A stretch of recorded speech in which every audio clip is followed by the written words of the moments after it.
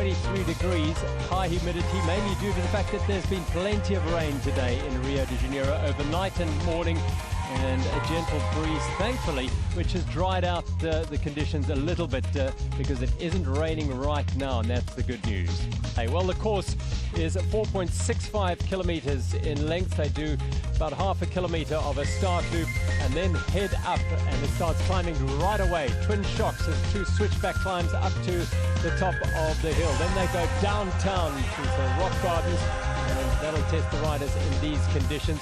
Through the craters, again, water should be in there. A forested section through Lost Soul. The longest climb virtually any mountain bike race is Coconut Beach up to Flag Mountain, and then the fast, tricky descent over the Rio rocks. A set of 3 rocks there with a gap jump in the last one. Flip-flops down to the finish of the tech zone, and that is the complete lap. 7 laps of 4.85 kilometers. It is going to be a challenging ride for all. 1,155 meters of climbing over the 34.5 kilometers. And Julian Absalon is the man to look out for here. Of course, 5-time world champion, double gold medalist, 5 times a World Cup winner. And of course, Nino Schurter will be challenging him. This is a high-quality field, and this is the gold medalist from London in 2012, Jaroslav Kulhavy of the Czech Republic. Alongside him, the man who has a silver and a bronze to his name, but not yet gold, Nino Schurter. It is the man alongside him around whom he will be focusing much of his challenge today, Julian Absalon, the double gold medalist here, wanting to finish off his Olympic career with a 3rd gold medal. Away they go, the men, 49 of them in the Olympic cross-country race, and this is a race for the first corner. Marco Fontana will take that into the first corner. They'll do a short loop around this start area, and then the lap proper will begin. 7 laps of a 4.85 kilometer circuit, 165 meters of climbing on each lap, amounting to just over 1,150 meters of climbing. And it'll be a lot of hard racing early on to shake off some of those slower riders, and then the serious contenders will move to the front. Oh, Schurter really applying the pressure out there in front. And now we see Sagan come into troubles with the technical part. Really slippery on this. Shlomi Jaime's doing so well there to ride it out. But again, that's the first indication we've seen of the slippery conditions, which may well prevail, and they could get worse as the race progresses, as Fontana decides that a run up here is the better option. But the Olympic Games is a one-sort. It's not like any World Cup. It's a smaller field. Riders start higher up here than others. Oh, he just kept it together there, didn't he? Peter Sagan through that rocky descent. Fontana looks comfortable, the Italian in 2nd place there, and he rides a lot of cyclocross, so he's going to love these muddy conditions. It's not going to faze him jumping off the bike and running to close the gap and jump back on, because he does that so often in cyclocross. You see this technical section, and Peter Sagan, does he struggle a little bit with the technical aspects of the mountain biking, not having lift on his mountain bike like some of these other riders. Yeah, there's a question about, he's got incredible bike skills, we know that. He's got great handling skills, but the intensity of a race, the rhythm of a race, the hard accelerations, the backing off, the cornering, the rocks, they come relentlessly at the riders here. But he's keeping himself right in a perfect position there. 3rd wheel behind Marco Fontana, Nino Schurter. Brilliant, brilliant start by Sagan. Remember, he was the last man on the start line. And here he is in 4th place. Well, Koretsky looks good, the Frenchman, only 21 years of age. He had to actually go up to the elites, because once in mountain bikes you go up, you can't actually go back. So he's now in the elites. At the age of 21, he's not in the under-23 category anymore, so no more under-23 World Championships to try and win, because he's now elite. He's doing very well in this race. You can see that he's just a little bit under pressure on the climbs there, but done really well to start and get out into this position early in the race. Fontana is the man on the front, made the aggressive start. He's on the hardtail, and Schurter riding the soft tail of his bike. He had 4 options here, 7.5 hardtail and soft tail, and he's gone with the 29er soft tail, and behind him is Sagan on the full suspension as well. Just have to get to hold the wheel. Here is Julian Absalon, and in front of him is his fellow Frenchman Maxime Maroc. He's a little bit off the pace is Absalon, and he's going to have to dig deep. At the test event in October last year, he finished fourth after the fall on the second lap, and they had to really fire all his bullets on the last couple of laps to move up to fourth place. Something happened here to Peter Sagan. We just see that he takes the pressure off the pedals, wants to move to the back of this group. No, he's got a mechanical. I think he keeps looking down. He does, and there might be concerns for Sagan, and the problem is that he's got a long way to go. He has a flat front tyre by the looks of things. That could be due to that technical section. We saw him go down quite hard. Not fall, of course, but just a little bit rough on the rocks. So that's going to cost him. What is he going to do here? We see he's really struggling through this section. Front tyre puncher for Sagan. Went out so good. Well, that is going to be a challenge for Sagan. He's got to decide how he's going to deal with this. He's got a way to go to get to the tech zone. Still up twin shocks and over the rock garden downtown. So it's a long, long haul for him. And Harvey now moves to the front. Oh, here's Peter Sagan just getting his wheel change, staying relaxed, but he's got some work to do now. Well, this is a true test for one of the finest bicycle riders anywhere in the world. 3 stage wins on the Tour de France this year, green jersey 5th this year, and here he is riding a mountain-bike race at the Olympic Games and finding out just how tough it can be when you get a flat. Oh, it's a different game to road racing, isn't it? There's no car behind you. You can't just put your hand up and then get motor pace back on by your team vehicles. He's got to work particularly hard now to get back in contact with these guys at the front of the race. Luca Bradot is riding beautifully at the sharp end of the race here, ahead of Schurter and then Koretsky. Bradot finished 60th at the World Championships this year. It's so dependent on where you get your start here, and he was in the second row here, and he's taken full advantage of that, put himself right up at the front of the race. Quick glance over his shoulder. He's been fairly consistent at the World Cups this year. Oh, Van Hultz, he goes down hard from the Netherlands. Oh, terrible crash there. He wasn't under too much pressure, but maybe a lapse of concentration. It looked like a hard fall from the Dutchman. Rudy van Hultz is back for his 3rd Olympic Games, the 32-year-old in the Netherlands, falling hard. Schurter now, driving the pace on the front. And we are now to, oh, that's a nasty, nasty fall, and that is the man from Guam, Peter Lombard. He's fallen hard. He's going to feel that in his lower back. He's just landed awkwardly on a very sharp rock. This is all part of mountain biking. As the riders get more fatigued, more laps that they get into this race, the more accidents we see, you know, lapses of concentration, fatigued legs. We're seeing a great race here from Coloma. And look at Kulharvi drag himself up to this race at the sharp end. He is determined. He is in great shape coming into the Olympic Games. And we saw that at the World Championships on his home course at Novo Mesto when he finished 2nd, where Schurter was almost untouchable there. Lapping around in about 26 kilometres per hour in training. Predicted in dry conditions that they'd lap around 28 kilometres per hour, but the last lap for the leaders, 21.9 kilometres per hour. So are they holding back a little bit, or is it just these testing conditions? That's Absalon together with Andrej Sink and Luca Bradot, the Italian. And the gap now to Absalon is closing. Well, just having a look at our numbers here, it looks like that Absalon is around 1 minute and 7 seconds down at the moment as they go through after 3 laps. The last lap of these 2 leaders was the slowest of the 3 laps so far, so if Alberson gets some indication of that, that might be, you know, some motivation for him to try and close this down. Absalon, Frenchman, we thought we'd seen the showdown with Schurter. He's trailing about 1 minute at the moment. All the work to do.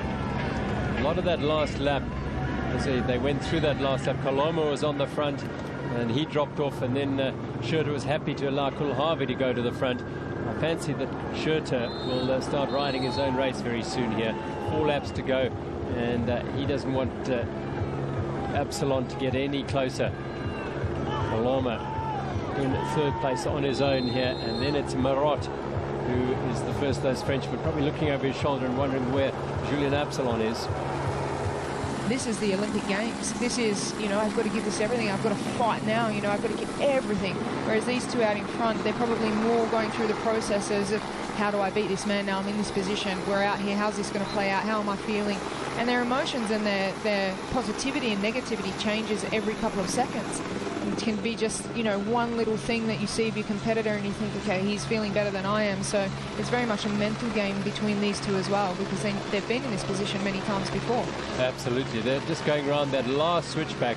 There is a slightly shorter line, and Kulhavi took that. And Schurter did, showing you how steep this last little pitch up to the top of the flag climb is. Beautiful view down over Rio. They won't be looking at that as they hurl down now into the tight left-hander, and Rio rocks down the bottom. Well, they're extending their lead. They're pushing each other. They're working well together. Not that they will be trying to work well together, because that's not really what they want to do, but they're just pushing the limits to put themselves in a position to secure a medal and just to get out there. And at the moment they're extending their lead, so it's looking really good for Kulhavi and Schurter. Tell you what, this course, just looking from that aerial shot, it has drained magnificently. There was a lot of rain in Rio, a lot of rain over the last 12 to 15 hours, and it has drained superbly. So the work put in here to get the course in ship-shape condition for this Olympic race. It's taken 3.5 years to get it into this condition, and it is absolutely superb. So the captain of the team put it all together under Nick Flores and his whole team. They really have done a great job. These riders showing it off at its very best. Rio, 40 degrees, done by Schurter and Kulhavi one more time. Now, where is Schurter going to try and get away from Kulhavi? Because that is the key here. He does not want to take the big Czech gold medalist from 2012 to the line. He's got a few laps still, but he's got to be mindful of that. Too cautiously out of it smoothly. Well, Schurter's picking his sections to apply pressure. He really picked up the pace through this section, just applying a lot of pressure. He's still got some power and acceleration in his legs. Well, it's a great setup now. 2 riders up front, and then they're about 22 seconds back, Kaloma and Merot. And there's 3 medals, 4 riders at the moment. It's sad news. James Reed of South Africa, the South African champion. Desperate times for young James Reed. He's carrying the scars of perhaps a fall there, and the 24-year-old will be absolutely devastated. Also focused so intensely on getting to Rio. Very sad indeed. South Africa have another young rider, Alan Hathley, a 20-year-old in this field, but James Reed out of the race very, very sadly. Meanwhile, it's Kulhavi and Schurter. So we talk about when will Schurter go? Well, maybe it's Kulhavi who's going to say, I'm going to start dictating terms in this race and see how you deal with it. But they are so, I think, so well matched. So Julian Absalon was ahead of Luca Bradon the last time we saw him. Now there's a gap that's opened up between these two. Is Absalon perhaps reaching the end of his efforts here? He rolls over the line, the Frenchman, and he is well over 2 minutes, well over 2 minutes down on the race for the gold medal. That'll really hurt. Has Absalon just given it up here in Rio? Was a minute down a couple of laps before, now 2 minutes, so it's not the best day for Absalon. And it was such a talked about event here in Rio that we would see the final showdown, perhaps just a 2-man race, but it hasn't panned out like that with Schurter and Absalon. Absalon just not having the best day and not up there today. Andres Sink of the Czech Republic goes through. Just ahead of him, Ruben Schurter, the Belgian champion, Koretsky, the young Frenchman, and David Bolero, one of the 3 Spaniards in this race. As Manuel Fumic leads riders through. The Russian rider Lars Forsters there. There's the brilliant former world champion, 2010 world champion, Jose Hamida, one of the great characters of the sport, and a man who's at his 5th Olympic Games, believe it or not. He was a silver medalist in Athens in 2004. Look at the gap here. Oh, Schurter nearly loses at the bottom there. Keeps it together. He's clearly putting a hammer down here because Yaroslav Kulhavi is off the back of this little battle here. Well, did he have a problem, or was Schurter just accelerated and really gone hard? But that was so scary for the Swiss leader as we look back at Marotte and Coloma. These are the two men racing in bronze medal contention right now. Marotte just steps off, as the Spaniard does, Coloma. And whilst this was going on up front for the gold medal fight, we see Schurter just applying pressure through the technical section. And just there, as he applies the pressure, nearly came unstuck. I don't think Kulhavi actually saw that. But he really is putting in a surge here. Nino Schurter is on fire now. He's decided that he's going to win this race from the front and leave nothing to chance. Kulhavi is good at 8 to 10 seconds. There we go, 8 seconds off the leader now. Oh, this is what we expected, because this man Schurter, he has looked very powerful. He's had good accelerations when he wants to move to the front, and he really doesn't want to come to the finish with Kulhavi, who out-sprinted him in London in the last 500 meters of the race.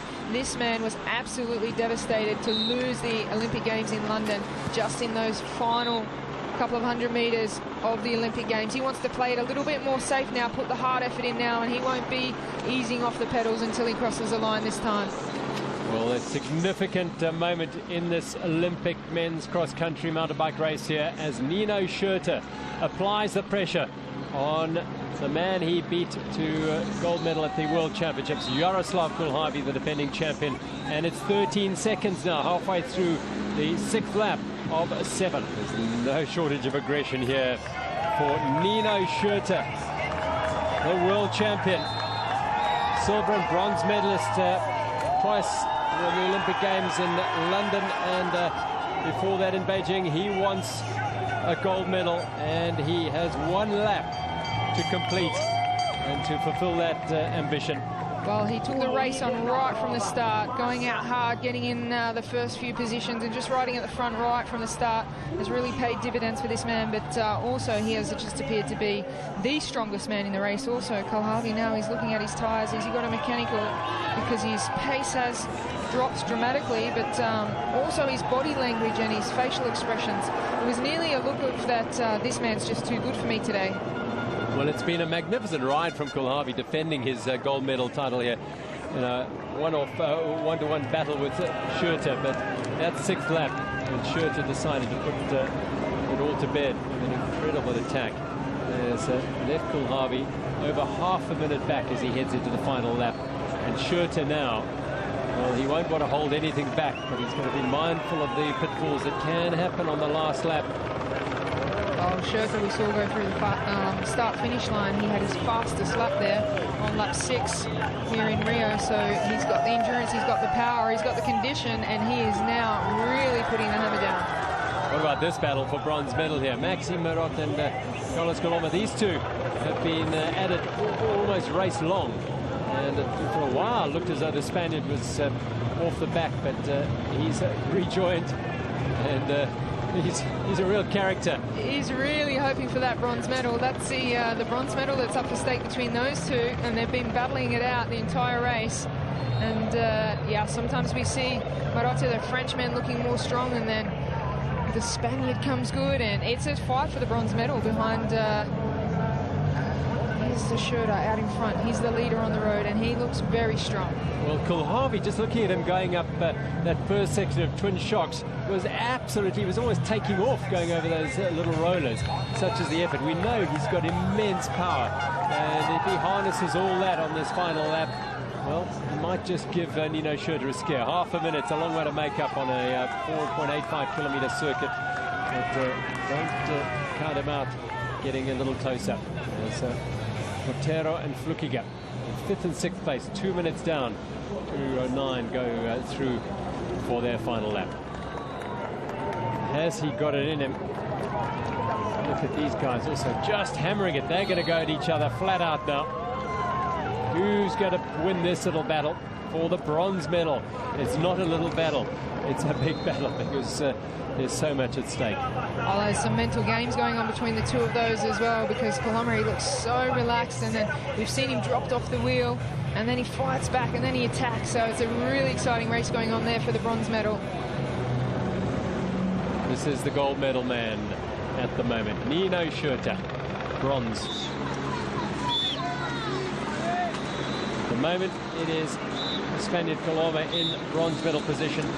Maxime Maroc is the man chasing him down and holding his wheel for now.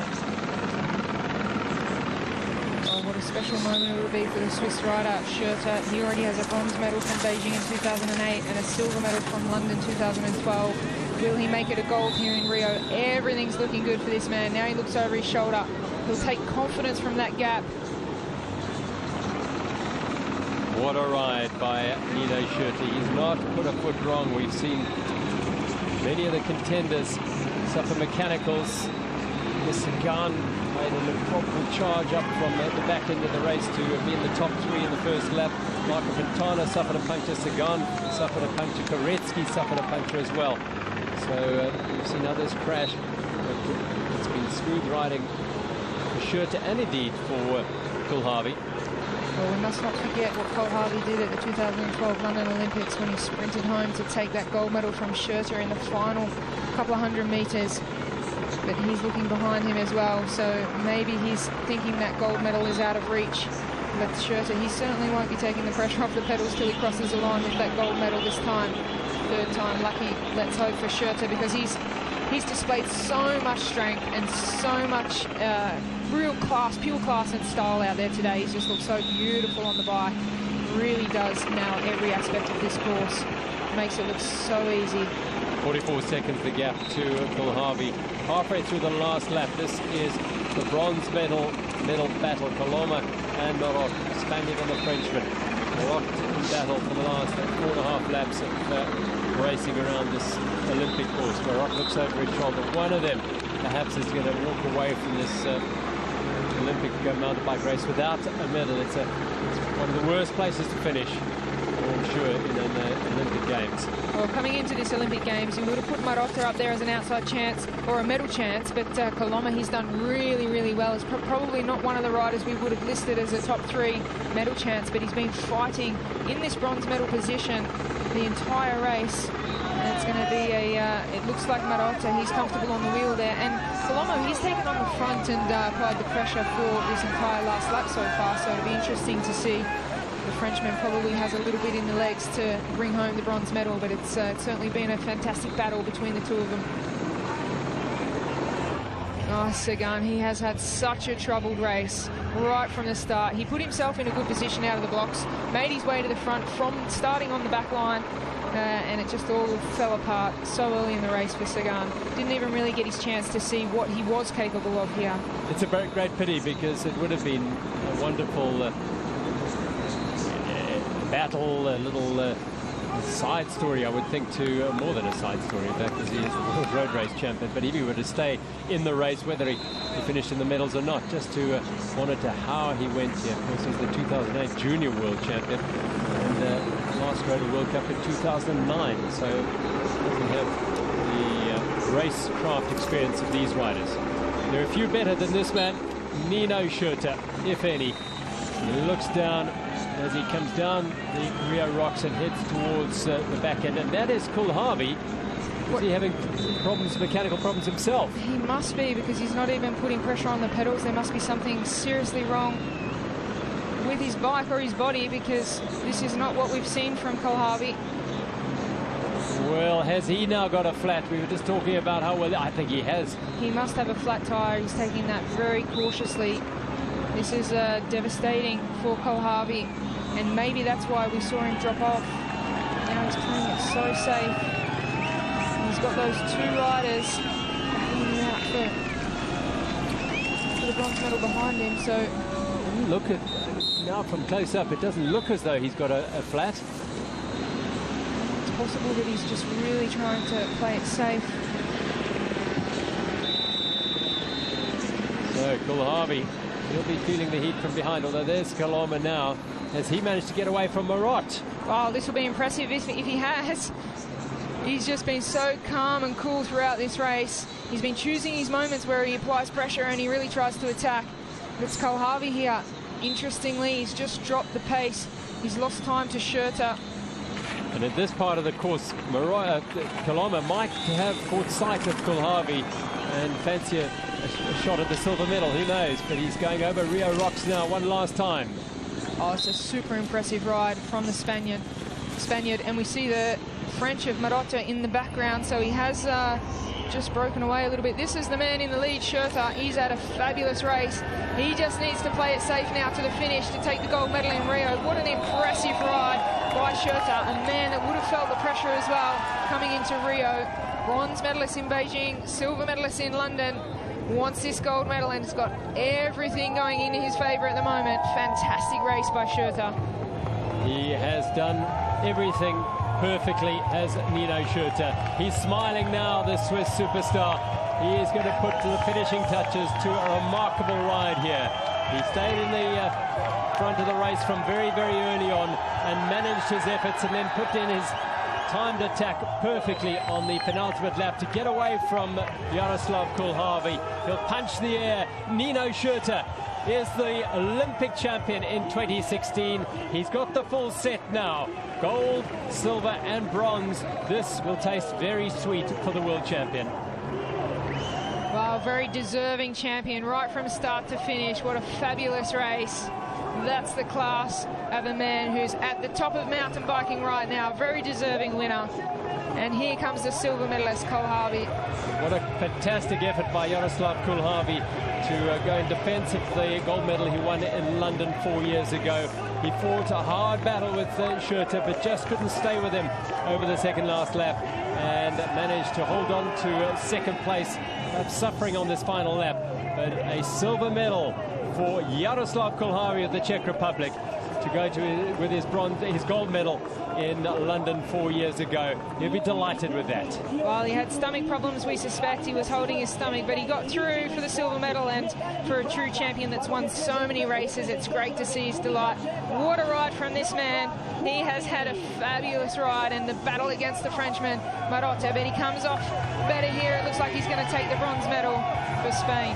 Carlos Coloma. It has been an amazing ride by the 34-year-old, the Spanish national champion, and he's loving it. What a ride by Carlos Coloma, the bronze medalist in Rio in 2016, and he just loves it. Well, that's what the Olympics means. It's so beautiful to see how excited these riders are that have won so many races, come in for a silver and bronze medal at the Rio Olympic Games, and absolutely delighted. He is just ecstatic with his result there. A little bit more disappointment for Marotta, a battle for the bronze, but just lost out in the end. Marot finishes in the unkindest spot of all, but that is the top three. And Botero from Colombia, what a ride by Jonathan Botero. He's managed to get away from Matthias Flukiger, and it is Botero who's going to come in fifth place here. Flukiger digging deep to finish it off in sixth place. But the Colombian, really fantastic ride. He started way back on the fourth row of the grid, and the 24-year-old from Colombia comes home in fifth place. Great result for the Argentine and for 20-year-old Alan Hatherley of South Africa, finishing in 26th place. Disappointed for James Reed today, but Hatherley gets himself across the line in his first Olympic Games. Many more to come, I'm sure, for a man of such talent.